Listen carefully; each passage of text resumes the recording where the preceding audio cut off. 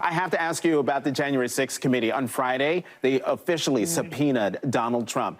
Do you think he'll actually appear for the deposition? And what does it say to the American people if he doesn't? I don't think he's man enough to show up. I'm sorry, Madam Speaker, I literally could not hear what you said.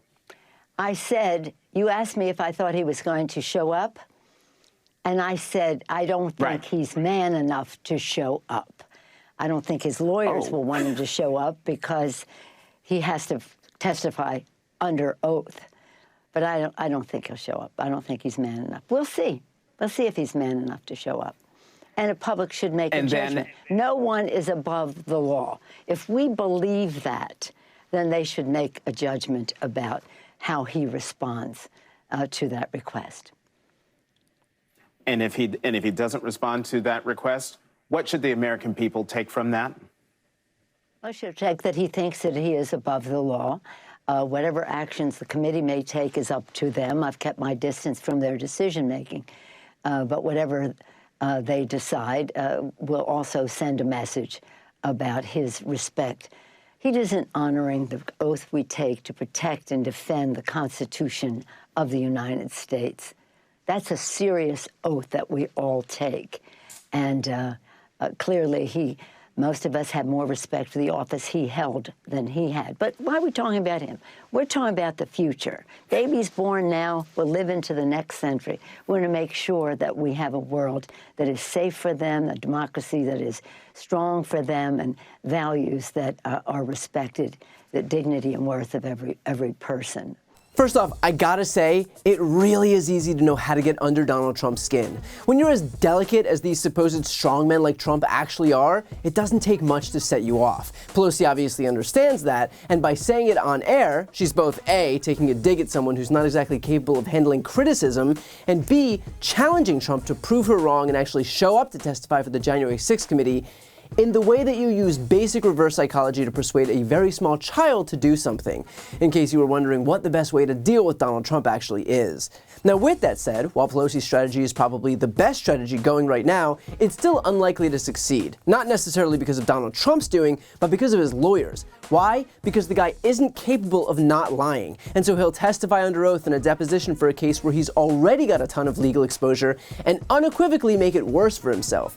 And while Trump won't care, even the lawyers that he was able to scrape from the bottom of the barrel have enough sense to recognize the danger in letting that man testify under oath. And by the way, that's a sentiment that's echoed pretty freely. In my interview this week with Daniel Goldman, the presumptive congressman from New York's 10th congressional district and the lead impeachment lawyer during Trump's first impeachment trial, when I asked whether he believes Trump will testify, here's what he had to say. Do you believe that he'll testify for the January 6th committee? No, I think there's pretty much no chance he will.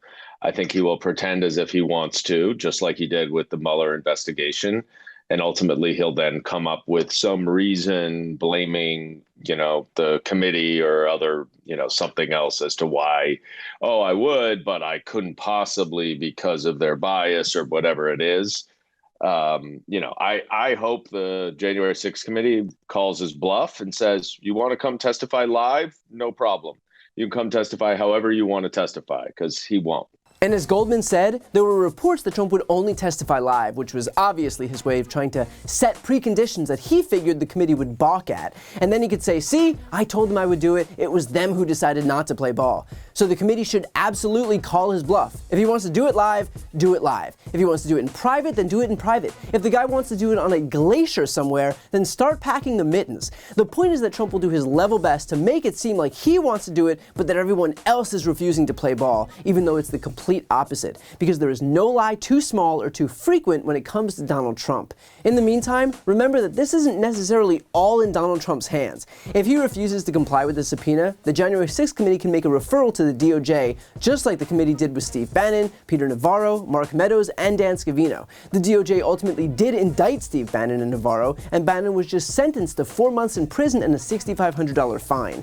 Or the January 6th committee could pursue civil contempt charges in court to enforce their subpoena. at which point a judge could then order that Trump testify. All of that is to say that while we may think that Donald Trump holds all the cards here, in reality, he'll use up his limited options in short order while only serving to delay the inevitable. Because with this case, with the Mar-a-Lago documents case, with the Trump Organization case, both civil and criminal, with the Fulton County's DA case, what's becoming increasingly clear is that he won't be able to escape accountability forever. Before you go, if you enjoyed this video and want to see more, please make sure to subscribe to my channel. You can click the thumbnail right here on this screen. And if you want to support my work even further, the best way is to subscribe to my podcast, No Lie with Brian Tyler Cohen. There you can check out my interviews with major players in the world of politics, including President Biden, Vice President Kamala Harris, Pete Buttigieg, Elizabeth Warren, Katie Porter, Jamie Raskin, and so many more. Plus other interviews that live exclusively on the podcast. That link is also right here on this screen, or just search No Lie with Brian Tyler Cohen wherever you listen to podcasts.